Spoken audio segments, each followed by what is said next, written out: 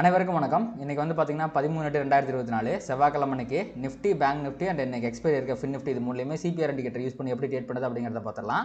அதுக்கு முன்னாடி வந்து பார்த்திங்கன்னா நேற்று யூஎஸ் மார்க்கெட்டில் என்னாச்சு அப்படிங்கிறத பார்க்கலாம். நம்ம வந்து அப்படியே டெய்லி டைம் ஃப்ரேமுக்கு போயிடுவோம்.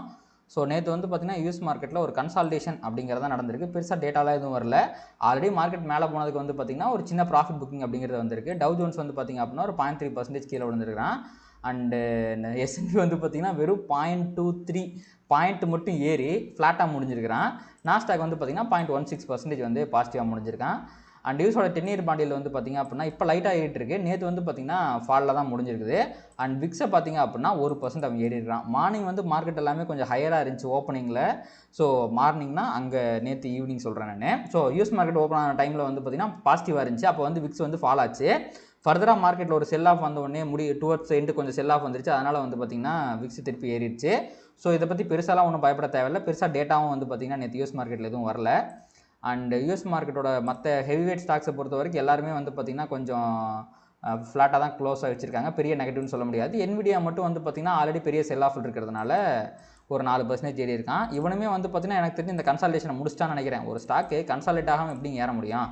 இங்கே பாருங்கள், இந்த பேட்டர்னை போட்டு பார்த்திங்க அப்படின்னா இவ்வளோ பெரிய ரேலிக்கு ஒரு நல்ல கன்சால்டேஷன். அதாவது இந்த ஸ்டாக் வந்து பார்த்திங்கன்னா ஒரு 89% ஏறி இருக்கிறான்.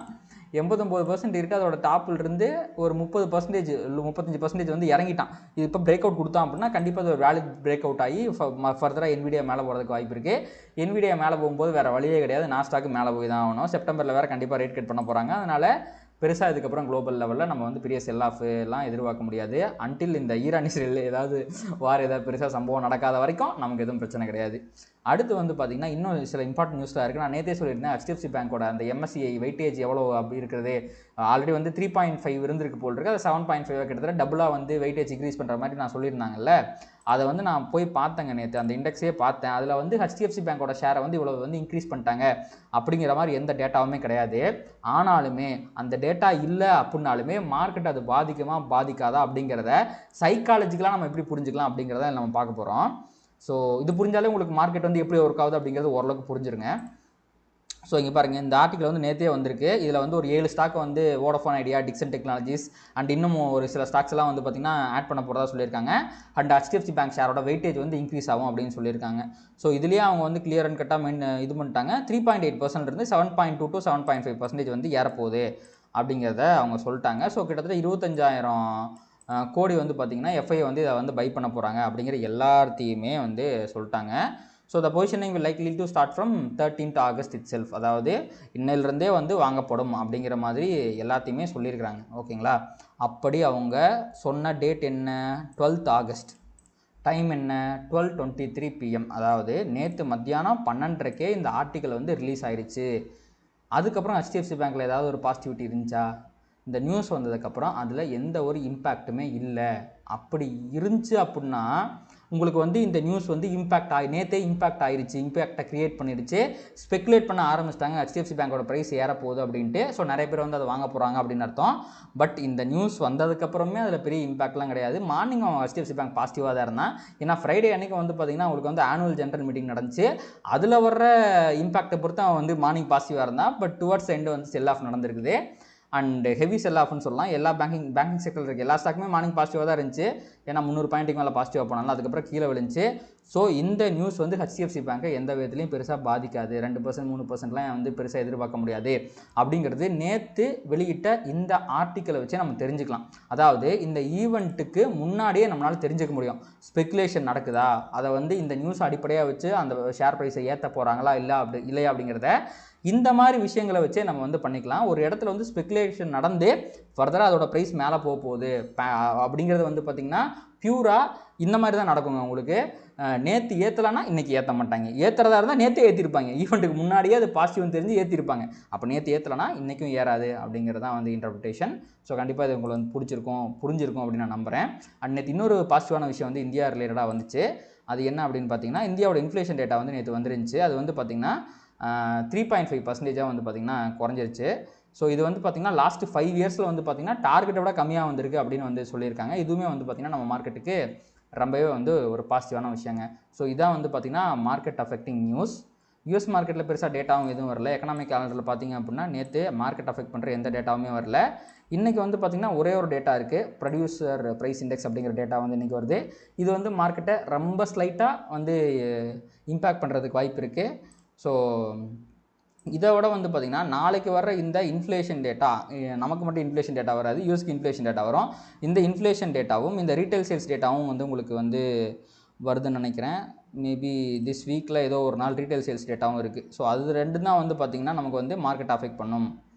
ஸோ இந்த ப்ரொடியூசர் ப்ரைஸ் இன்ஃப்ளேஷனை விட இதுதான் வந்து அஃபெக்ட் பண்ண போகுது. அதனால் யூஎஸ் மார்க்கெட் இங்கே பார்த்தீங்களா எப்போ வருது, தேர்ஸ்டே அன்றைக்கி வருது. ஸோ வெனஸ்டே அண்ட் தேர்ஸ்டே இந்த 2 நாளுமே வந்து பார்த்திங்கன்னா யூஎஸில் வந்து டேட்டாஸ் வருது. அதுதான் முக்கியமான டேட்டாஸ். ஓகேங்களா. ஸோ அடுத்து வந்து இந்தியன் ஏடிஆரை பற்றி பார்த்துருவோம். So Infosys, HDFC bank, ICICI bank, Wipro இந்த 4மே இல்லை பார்த்தீங்க அப்படின்னா எல்லாமே வந்து பார்த்திங்கன்னா நெகட்டிவாக தான் முடிச்சிருக்காங்க. இந்தியன் மார்க்கெட்டில் வந்து அவங்க வந்து எப்படி முடிச்சிருக்காங்க அப்படிங்கிறத பார்ப்போம். இந்தியன் மார்க்கெட்டில் கொஞ்சம் பாசிட்டிவாக முடிச்சிருக்காங்க, ஆனால் யூஎஸ் மார்க்கெட்டில் நெகட்டிவாக தான் முடிஞ்சிருக்கு.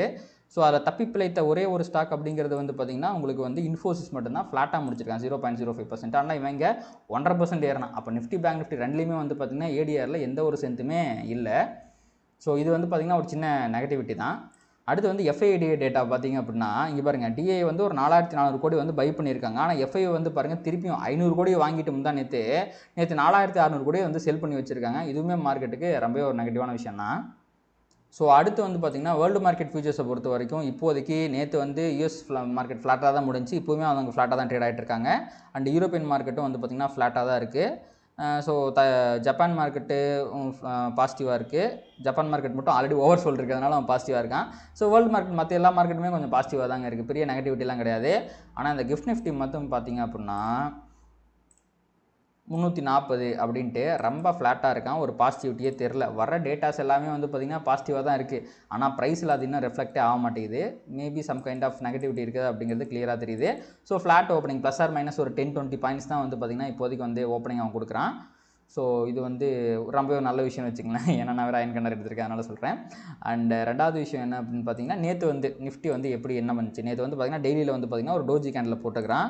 அண்ட் முக்கியமான விஷயம் என்னென்னா நம்ம ஹேங்கர்னு இதுதான் நம்ம சொல்லிக்கிட்டு இருக்கோம். 1 hour டைம் ஃப்ரேமில் ப்ரைஸ் வந்து ஏகப்பட்ட தடவை இங்கேருந்து வந்து ரிவர்சலாக கீழே போயிட்டுருக்கு அப்படின்ட்டு நேற்று ஒரு பயங்கரமான பிரேக் அவுட்டை கொடுத்தான். ஆனால் அதுக்கப்புறம் திருப்பி வந்து பார்த்திங்கன்னா அந்த ஹேங்கருக்குள்ளேயே முடிச்சிட்டான். ஃபர்தராக அவனால் மேலே போக முடியல. இன்றைக்கி நாச்சு போவானா அப்படிங்கிறத நம்ம வந்து பொறுத்திருந்து பார்ப்போம். ஸோ டெய்லி சிபிஆரை பொறுத்த வரைக்கும்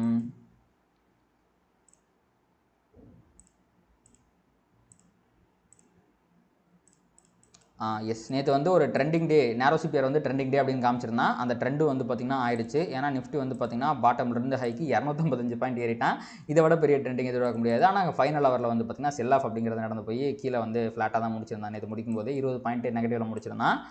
பட் ஒரு ஹிடன்பர்க் அப்படின்ட்டு ஏகப்பட்ட பேர் பேனிக் ஆகிட்டு இருந்தாங்க. அதுக்கு வந்து இது ஒரு நல்ல க்ளோசிங் தான் அப்படின்னு சொல்லணும். ஆனால் ப்ரைஸ் வந்து பார்த்திங்கன்னா சிபிஆர் கீழே முடிஞ்சிருக்கு. இது வந்து பார்த்திங்கன்னா ஒரு சின்ன நெகட்டிவிட்டி தான். டுவர்ட்ஸ் எண்ட் தான் வந்திருந்தாலுமே சிபிஆர் கீழே முடிஞ்சது ஒரு குட்டியான நெகட்டிவிட்டி தான். மேபி ஒரு அவுட் சைட் சிபிஆர் வர்றதுக்கு வாய்ப்பு இருக்குன்னு நான் நினைக்கிறேன். பார்க்கலாம் அப்படி வருமான்ட்டு. அடடா, இன்றைக்கி வந்து அவுட் சைட் சிபிஆர் இல்லைங்க, இன்றைக்கும் ட்ரெண்டிங் டே அப்படின்னு காட்டுறான். நேரோ சிபிஆர் நேற்றே நான் ட்ரெண்டாக இருக்கணுமே, ஆனால் ஆகலை, விடலையே, நான் இன்றைக்கி ஆகவே தீருவேன் அப்படின்றான். ஸோ இன்றைக்கும் ட்ரெண்ட் ஆகும் அப்படிங்கிறத பார்ப்போம். பட் இது டிசனிங் சிபிஆராக இருக்குங்க. இவன் சிக்னல் எங்கே கொடுக்குறான், நான் கீழே ட்ரெண்டாக போகிறேன் அப்படிங்கிறத கொடுக்குறான். ஸோ இன்றைக்கி வந்து பார்த்திங்கன்னா கண்டிப்பாக S1 ப்ரீவியஸ் டே லோ தாண்டும் போது கண்டிப்பாக மார்க்கெட்டில் ஒரு ட்ரெண்டிங் வர்றதுக்கு வாய்ப்புகள் அதிகமாக இருக்கிறது. ஸோ டிசைனிங் சிபிஆர் அப்படிங்கிறதுனால ப்ரைஸெல்லாம் ஃபர்தராக பெருசாக மேலெலாம் போக முடியாது. ஸோ கண்டிப்பாக R1 ரிவர்சல் அப்படிங்கிறது நிஃப்டியை பொறுத்த வரைக்கும் ஒரு ஹை ப்ராபபிள் ட்ரேடிங் ஆப்பர்ச்சுனிட்டி தான். அதே மாதிரி S1 ட்ரெண்டிங் அப்படிங்கிறதும் ஹை ப்ராபபிள் ட்ரேடிங் ஆப்பர்ச்சுனிட்டி தான். இன்றைக்கி வந்து இந்த R1க்கும் S1க்கும் இடையில நீங்கள் ட்ரேட் எடுத்தீங்க அப்படின்னா அது ஒரு லோ ப்ராபபிள் ட்ரேடு தான். ஏன்னா ட்ரெண்டிங் டே காட்டுறான். அது பிரேக் அவுட் ஆகாமல் எடுத்திங்கன்னா எங்கே வேணாலும் எப்போ வேணாலும் ரிவர்சல் ஆகிறதுக்குலாம் வாய்ப்பு இருக்குது. அது லோ ப்ராபபிள் ட்ரேடாகவும் வாய்ப்பு இருக்குது. ஸோ பார்த்து பண்ணுங்கள். ப்ரைஸ் வந்து R1 கிட்ட போய் ரிவர்ஸ் ஆனால் எடுங்க. மேபி R1 ட்ரெண்டிங் ஆகிறதுக்கு வாய்ப்பு இருக்குது, நம்ம அதை சொல்ல முடியாது. பட் டிசைனிங் சிபிஆருங்கிறதுனால அது low probable trade. But S1 trending வந்து ஒரு high probable trade based on the setup. But நான் எக்ஸ்பெக்ட் பண்ணுறது இன்னைக்கு கன்சால்டேஷன் தான். ஸோ பொசிஷனலாக சொல்கிறேங்க, நான் பொசிஷனலாக மார்க்கெட் கன்சால்டேட் ஆகிறதுக்கு தான் வாய்ப்பு இருக்குது. இன்கேஸ் அவன் ட்ரெண்ட் ஆனாலுமே இப்போ நேற்று வந்து மார்னிங் ட்ரெண்ட் ஆனால் பார்த்தீங்களா, கடைசியாக வந்து ரிவர்ஸ் ஆகி கீழே வந்துட்டான். அதே மாதிரி தான் நடக்கும் அப்படிங்கிறது என்னோட எண்ணமாக இருக்குது. ஸோ அதையுமே நம்ம வந்து பொறுத்திருந்து பார்ப்போம். ஸோ அதனால் நீங்கள் வந்து ப்ரைஸ் வந்து R1 பிரேக் பண்ணாலோ ஆர் S1 கீழே பிரேக் பண்ணாலோ மட்டுமே நிஃப்டியில் வந்து பொசிஷன் எடுக்க பாருங்கள். அதுக்கு முன்னாடி எடுக்காதீங்க. ஏன்னா இதுக்குள்ளேயே வந்து அவன் வந்து ஃபுல்லாக மேலே கீழே ட்ரெண்டாகி சுற்றிட்டு இருந்தான்னு வைங்களேன். ஸோ உங்களுக்கு நிறைய ஸ்டாப் லாஸ் ஹிட் ஆகிறதுக்கான வாய்ப்புகள் இருக்குது. அண்ட் அப்படியே நம்ம பேங்க் நிஃப்டி பக்கம் வந்திங்கன்னா பேங்க் நிஃப்டி நேற்று வந்து எங்கே க்ளோஸ் வச்சு, ஐ திங்க் சிபிஆருக்கு மேலே தான் க்ளோஸ் வச்சான்னு நினைக்கிறேன். பேங்க் நிஃப்டி உங்களுக்கு வந்து சிபிஆர் கீழே வரல. நிஃப்டி தான் வந்து பார்த்திங்கன்னா நேற்று கொஞ்சம் வீக்காக இருந்தான். எஸ் இங்கே பாருங்கள், கீழே S2 கிட்ட வரைக்கும் போயிட்டு அசனிங் சிபிஆர் S2 கீழே போகிறதுலாம் ரொம்ப கஷ்டம். விர்ஜின் சிபிஆர் வேறு, விர்ஜின் சிபிஆர் கிட்ட செம பவர் இருக்குது அப்படிங்கிறது இங்கே இருந்தால் தெரியுது. ஸோ ஃபர்தராக நல்லா மேலே போயிட்டு சிபிஆருக்கு மேலே ஃப்ளாட்டாக க்ளோஸ் வச்சுட்டான். ஸோ நிஃப்டியை கம்பேர் பண்ணும்போது பேங்க் நிஃப்டி வந்து கொஞ்சம் பாசிட்டிவாக இருக்கான். அண்ட் பேங்க் நிஃப்டிக்கு வந்து பார்த்திங்கன்னா இன்றைக்கி கிட்டத்தட்ட ஒரு அவுட் சைட் சிபிஆர் வந்திருக்கு. ஸோ இந்த மாதிரி தான் வந்து நான் நிஃப்டிக்கு வரும்னு நினச்சேன், பட் பேங்க் நிஃப்டிக்கு இது வந்திருக்கு. ஸோ அவுட் சைட் சிபிஆர் அப்படிங்கிறதுனால இன்றைக்கி பேங்க் நிஃப்டி கன்சாலிடேட் ஆகிறதுக்கு தான் வாய்ப்பு இருக்குது. அண்ட் நம்ம நேற்றே சொல்லியிருந்தோம், இந்த வாரத்துக்கே மார்க்கெட் வந்து, அதாவது இன்றைக்கும் நாளைக்கு இந்த 2 நாளுமே பேங்க் நிஃப்டி வந்து இந்த ப்ரீவியஸ் டே லோவுக்கும் ப்ரீவியஸ் டே ஹைக்கும் இடையில கன்சாலிடேட் ஆகிறதுக்கு வாய்ப்பு இருக்குது அப்படின்னு சொல்லியிருந்தோம். உங்களுக்கு ஓப்பனிங்கும் ஃப்ளாட் ஓப்பனிங் தான் காட்டுது. ஸோ மோஸ்ட்லி கன்சாலிடேஷன் தான் நடக்கும். ஸோ கன்சாலிடேஷனாக obviously S1 reversal R1 reversal ரெண்டுமே வந்து பார்த்திங்கன்னா ஹை ப்ராபபிள் ட்ரேட் தான். அண்ட் அதே மாதிரி சிபிஆர் ரிவர்சலுமே இன்றைக்கி நீங்கள் வந்து ட்ரை பண்ணி பார்க்கலாம். மேபி ப்ரைஸ் வந்து கீழே கொஞ்சம் கேப் டவுனாக இது ஓப்பன் ஆச்சுன்னா இங்கே போய் ரிவர்ஸ் ஆகிறதுக்கு வாய்ப்பு இருக்குது. அதே மாதிரி கேப் அப்பில் மேலே ஓப்பன் ஆச்சுன்னா இங்கே ஃபால் வந்துச்சுன்னா சிபிஆர் இருந்து ரிவர்ஸ் ஆகிறதுக்கும் வாய்ப்பு இருக்குது. ஸோ இந்த நாலுமே தான் வந்து பார்த்திங்கன்னா பேங்க் நிஃப்டி பொறுத்த வரைக்கும் high probable trading opportunities. And இன்றைக்கி வந்து பார்த்திங்கன்னா டியூஸ்டே அப்படிங்கிறதுனால ஃபின் நிஃப்டிலையுமே வந்து பார்த்திங்கன்னா சேம் பேரல் சிபிஆர் அப்படியே பச்சைக்குன்னு ஒட்டி ஃபார்ம் ஆகிருக்காங்க அவன். ஸோ இந்த மாதிரி பேரல் சிபிஆர் வந்துச்சுன்னா உங்களுக்கு சேம் நேற்று என்ன ப்ரைஸ் ஆக்ஷன் நடந்துச்சோ அதே தான் இன்றைக்கி ரிஃப்ளெக்ட் ஆகிறதுக்கு வாய்ப்பு இருக்குது அப்படிங்கிறத இண்டிகேஷன் பேரல் சிபிஆர் வந்துச்சுன்னா.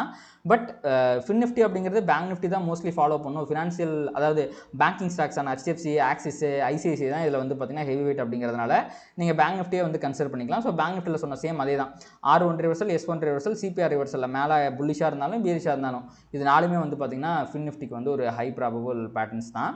அண்டு நேற்று முக்கியமான ஒரு விஷயம் என்னன்னா, விக்ஸ் வந்து ஏறி முடிஞ்சிருக்கு. ஸோ இன்றைக்கி அது இறங்குச்சு அப்படின்னா தான் மார்க்கெட் வந்து கொஞ்சம் செட்டில் ஆக போகுது அப்படின்னு அர்த்தம். அது இறங்காத வரைக்கும் மார்க்கெட்டில் வாலட்டிலிட்டி இருக்கிறதுக்கெல்லாம் வாய்ப்பு இருக்குது. ஸோ பார்த்து ட்ரேட் பண்ணுங்கள். உங்கள் பொசிஷன்ஸ் வந்து ஈவினிங் வரைக்கும் ஹோல்டு பண்ணாமல் நல்ல ப்ராஃபிட் கிடைக்கும் போது ஒரு பிவோட்டோ 2 பிவோட்டோ நீங்கள் பிடிச்சிட்டிங்க அப்படின்னா ப்ராஃபிட்டில் வெளியே வரதான் நல்லது அப்படின்னு நான் நினைக்கிறேன். ஸோ பார்த்து ட்ரேட் பண்ணுங்கள். இன்றைக்கான விஷயங்கள், டேட்டாஸ் எல்லாமே அவ்வளோதான். ஸோ கண்டிப்பாக இந்த வீடியோ வந்து உங்களுக்கு யூஸ்ஃபுல்லாக இருந்திருக்கும் அப்படின்னு நான் நம்புறேன். இந்த வீடியோ உங்களுக்கு பிடிச்சிருந்துச்சு அப்படின்னா லைக் பண்ணுங்கள், கமெண்ட் பண்ணுங்கள், ட்ரேட் பண்ணுற மற்றவங்களுக்கு ஷேர் பண்ணுங்கள். அது யூடியூப் அல்காரிதம் ட்ரிகர் பண்ணி நிறைய பார்வையாளர் நம்ம சேனலுக்கு கொண்டு வந்து சேர்க்கும். நன்றி.